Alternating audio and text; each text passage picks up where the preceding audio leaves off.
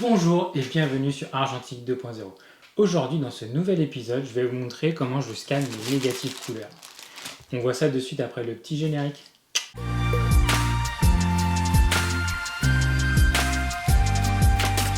Si vous découvrez la chaîne avec cet épisode, je m'appelle Thomas et c'est moi qui anime le blog et la chaîne YouTube Argentique 2.0. Donc aujourd'hui, dans ce nouvel épisode, je vais vous montrer comment je scanne mes négatifs couleurs. Donc c'est une question qui m'a été posée plusieurs fois. J'avais fait une vidéo il y a quelques temps sur le noir et blanc. Il y a beaucoup de similitudes, donc je vous mets le lien vers la vidéo dans le petit coin là ou là, je ne sais pas, je verrai. Mais aujourd'hui, je vais vous montrer les petits détails qui font la différence dans Lightroom quand je scanne les négatives couleurs. Donc tout d'abord, on va mettre les films, les pellicules sur le scanner, bien posés à plat. Donc de mon côté, voici comment je vais mettre les films sur le scanner. Donc en général, moi j'aime bien poser le film directement sur la vitre. Pour le noir et blanc, en général, ça pose aucun problème parce qu'il y a un côté vraiment mat et un côté brillant. Mais pour la couleur, c'est vraiment différent en fait. C'est un côté brillant et un côté super brillant. Généralement, le côté de l'émulsion est le côté le moins brillant. Donc c'est celui que je pose sur la vitre. Hop, du coup, on va mettre devant. Donc là, il faut essayer d'éviter la poussière au maximum. Hop. Et notre petite vitre pour éviter les anneaux de Newton. Mais franchement, sur la couleur, c'est pas du garanti 100%, il y en a toujours un petit peu, donc il faut surveiller ça au scan. Maintenant, on va passer directement sur l'écran et on va passer sur Epson Scan. Donc maintenant, nous voici dans Epson Scan. Donc comme pour le noir et blanc, on va choisir le mode professionnel. Ensuite, on va choisir l'option avec guide zone. En fait, soit vous avez le choix avec support, alors sur certains scanners, pas tous, mais soit on fait avec les supports, soit on fait avec le fond opaque là, pour vraiment les documents, quand vous voulez scanner un document ou carrément une photo déjà imprimée. Mais pour les négatifs, on choisit du coup film ou film, mais là on prend avec Guide Zone, c'est pour les poser directement sur la vitre. Pour le type de film, alors comme pour le noir et blanc, je choisis film positif couleur, parce que je vais tout scanner en positif, et je ferai la conversion après dans Lightroom.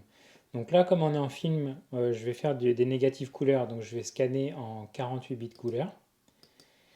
Et ici, on scanne du moyen format, donc là, je vais passer en 2400 ppi, parce que c'est une résolution largement suffisante pour cette taille de négatif. Ici, j'ai tout décoché et surtout très important dans la configuration, j'ai demandé aucune correction de couleur. Donc maintenant, on va faire un aperçu de ce qu'il y a sur le scanner.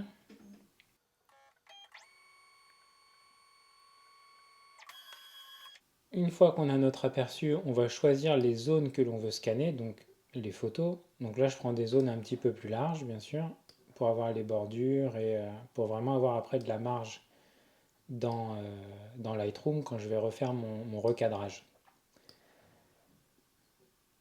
Hop, on choisit les 5 photos. Voilà, donc vous pouvez déborder d'une zone sur l'autre, il n'y a pas de problème. Et l'avantage de demander aucune correction, c'est que vraiment vous pouvez déborder autant que vous voulez en dehors du cadre de la photo. C'est normalement la partie qui perturbe la correction automatique. Donc là, on choisit toutes les zones, sinon il va juste scanner la dernière en pointillé. Et ensuite, on numérise. Donc là, pour numériser, vous allez choisir un dossier. Donc là, c'est du Pentax 6.7 et on va faire un nouveau dossier test.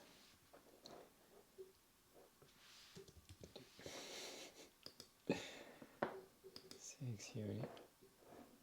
On repart de zéro.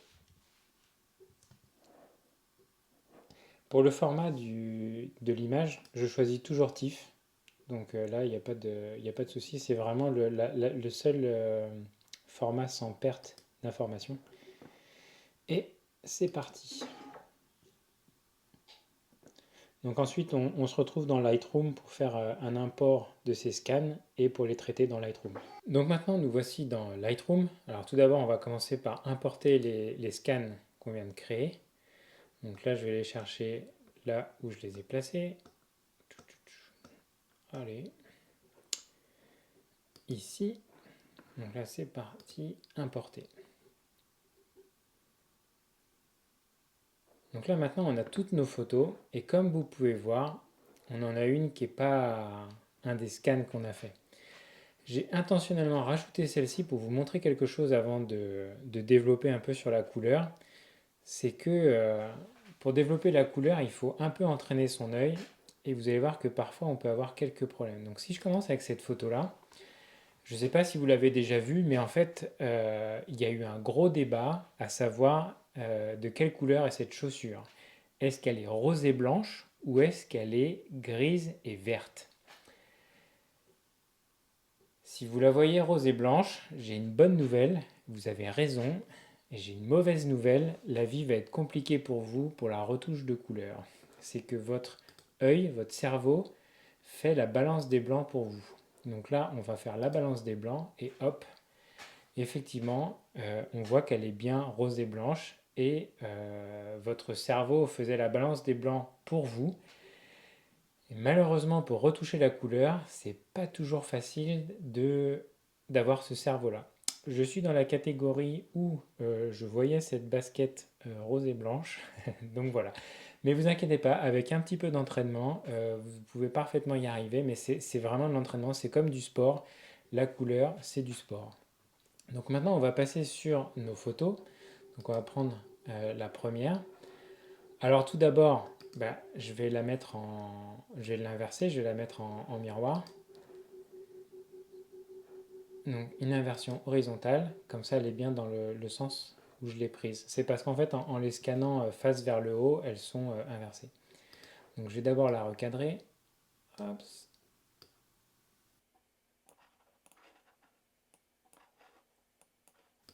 Donc voilà.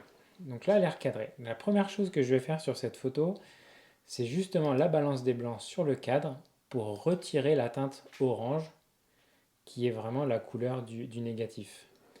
Maintenant qu'on a s'est débarrassé entre guillemets de la couleur du négatif, on va passer dans les courbes et on va choisir la courbe rouge, la première, que l'on va inverser. Comme ce qu'on a fait pour le noir et blanc, on va l'inverser.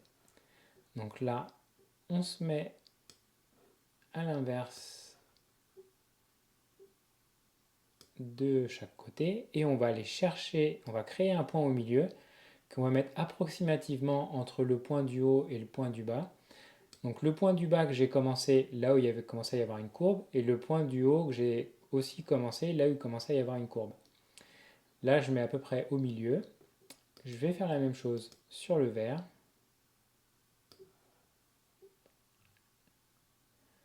Alors c'est pas une science exacte et vous allez voir qu'il va falloir faire des micros ajustements une fois qu'on aura fait les trois courbes. Donc là ça commence à ressembler un petit peu plus à une photo.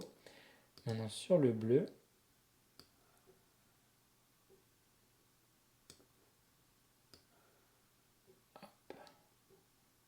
voilà, on crée notre point du milieu. Et là vous voyez, on commence vraiment à avoir une photo qui ressemble vraiment à quelque chose. Donc à partir de là, vous pouvez faire des micro-corrections pour ajuster à votre goût. Donc là par exemple, je vois que sur cette photo, elle est trop verte. Donc je retourne sur le vert et je vais changer un petit peu la courbe du vert. Voilà.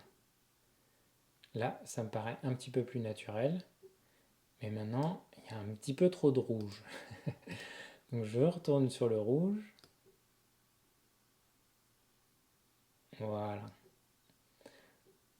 Donc là, après, c'est vraiment à vous de voir à faire vos micro-ajustements comme vous le sentez. Et une fois que vous avez inversé vos trois courbes, vous pouvez aller sur votre courbe RVB.